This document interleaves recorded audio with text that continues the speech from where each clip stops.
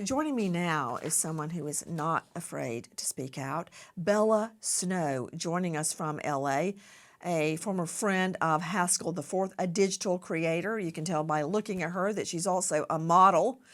She's on YouTube at Bella Snow, on Insta at bella.c.snow, at TikTok at bella.c.snow. Miss Snow, thank you for being with us.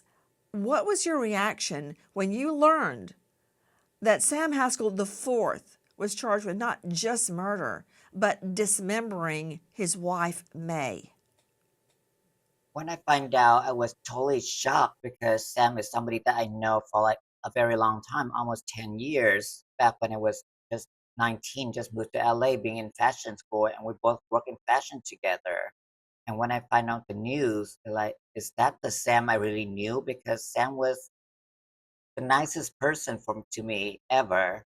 And we get to know each other, and we do have like a lot of dinner, late night work. I stay at his house many times to work with editing. It was a total shock for me. I'm still shocked now that this happened. So there was never any hint that he had a bad temper. There was never, he always like the nicest one to me. I know he does have a little bit more temper to his co-worker because he does during our shoot, we he hired like a whole team of production. And I do sense the sense of like being a boss in the production, but he was always being nice to like the talent. Question, Bella, just going out on a limb here. Did he hit on you? He did, yes. I think that's gonna be the first time when we met each other. We do have a little bit more like of flirting back and forth, and then we find out we're both in fashion and production, so that's why we collaborate with each other throughout the year. What did he have to do with fashion? So he used to have his red camera at the LA Fashion Week recording the Fashion Week show, and I attend a lot of the Fashion Week shows. And one of the shows, he came up to me like, "Oh, you look like," because I was walking one to the show, and he would love to collaborate. And that's when I told him, "Oh, I was also a fashion designer. I was a fashion student, just graduated." So we collaborate. He would have a lot of clients in the music industry making music video, and I, as a fashion designer, I would design his clients' outfit for the music video, and also work in production editing. So I also show him how to edit, and he would ask me back and forth, "Oh, how should we cut this? How we cut that?" So we would work a lot of late night together in like fashion film. We do a lot of fashion film together also. Now, you stated that you worked late nights with him at his home. Yes, I did. I did spend a few nights over. We do have a lot of late night dinner. We spend a lot of time together editing on the computer because the red camera does take a whole day to practically process for us to editing. So we do spend a lot of time together. Yet, even though you were in the home with his wife and children, he still hit on you?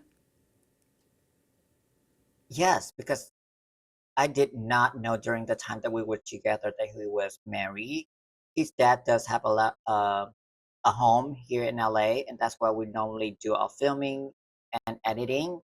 I have no idea he was married with May because that's the only home he lived in. I spent many nights and there was nobody else ever there. So I would never know that he was So he married. had another home. Yes.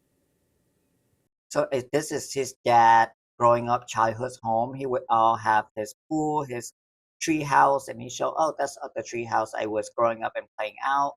Outside, there's also like a dog house in the back, basketball court, and everything. And that's where he lived. And I was spending his room and everything, and nobody else lived there but him."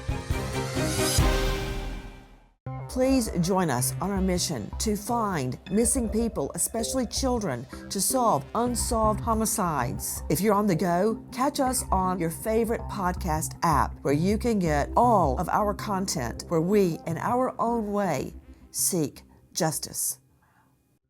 Just before 4 p.m. on Tuesday, November 7th, Sam Haskell IV hires a couple of day laborers for $500 to take 3 bags of rocks to the dump.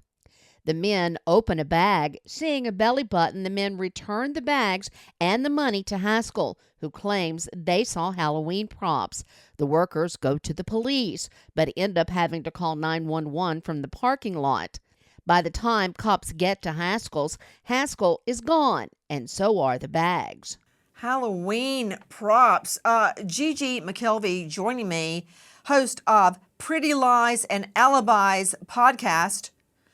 Gigi, again, thank you for being with us. Wait, so he hires day laborers. What, just, are people pawns to this guy? He thinks they're not going to look in the bag?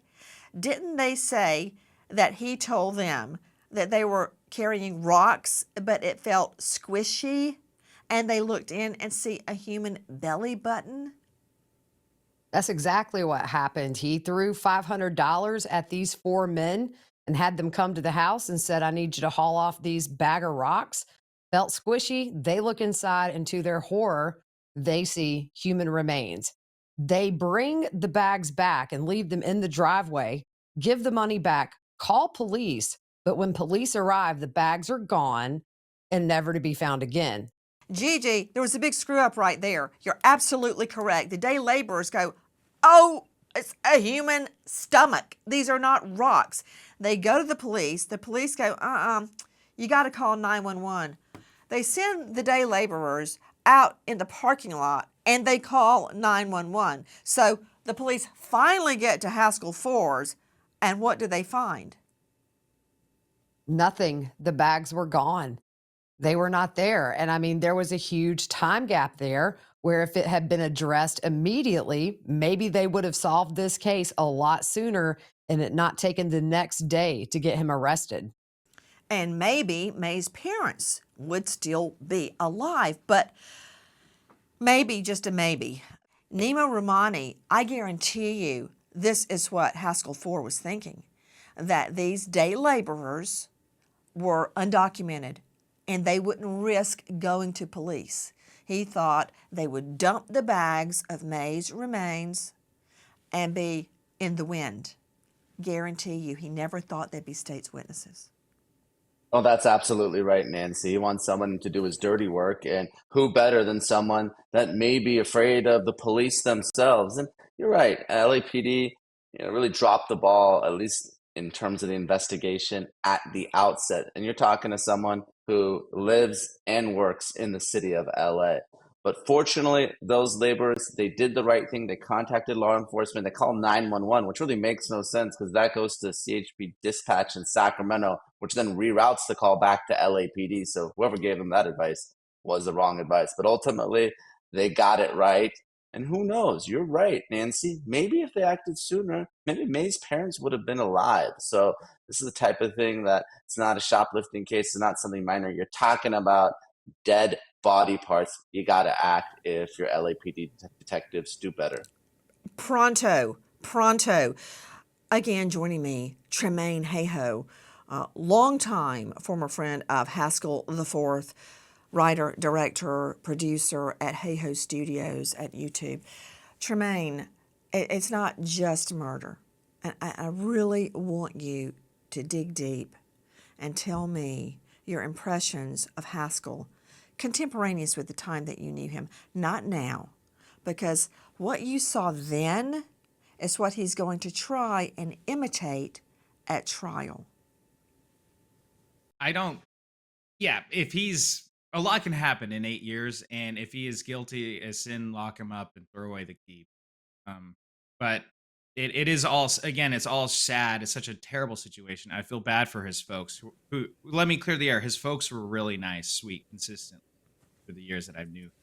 So I feel bad. I'm asking you about him as a person. What did he project? What kind of a person? I mean, we're talking about body parts in a trash bag, day laborers seeing a belly button and saying, I wouldn't this have is guessed. not rocks.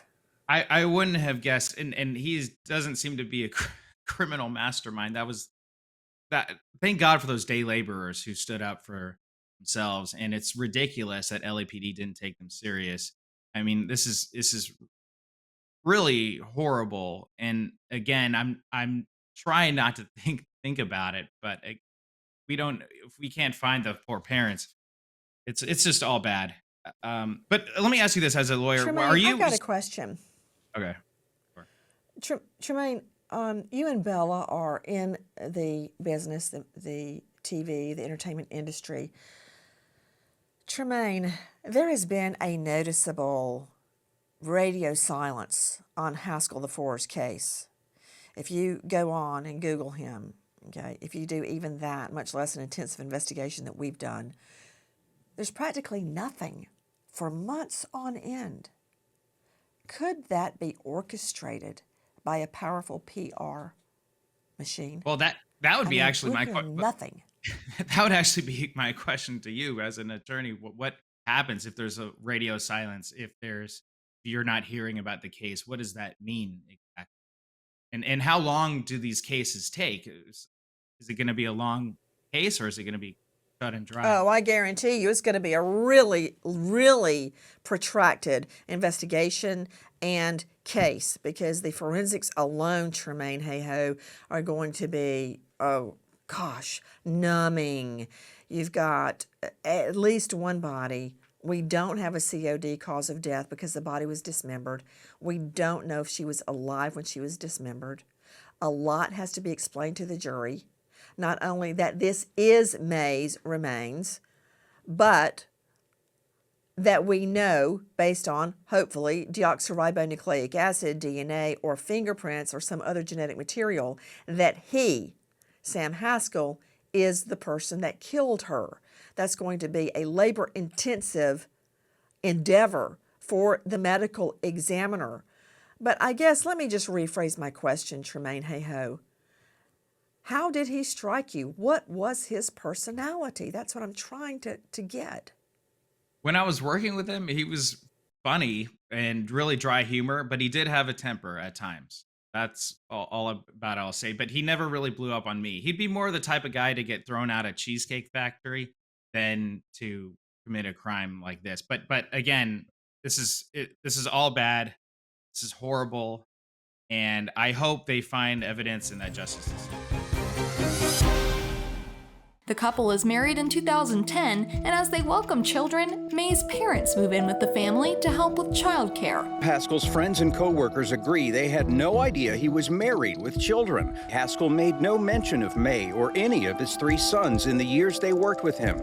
Friends that did get close enough to Haskell to run into May say Haskell never stopped to introduce her, much less greet her.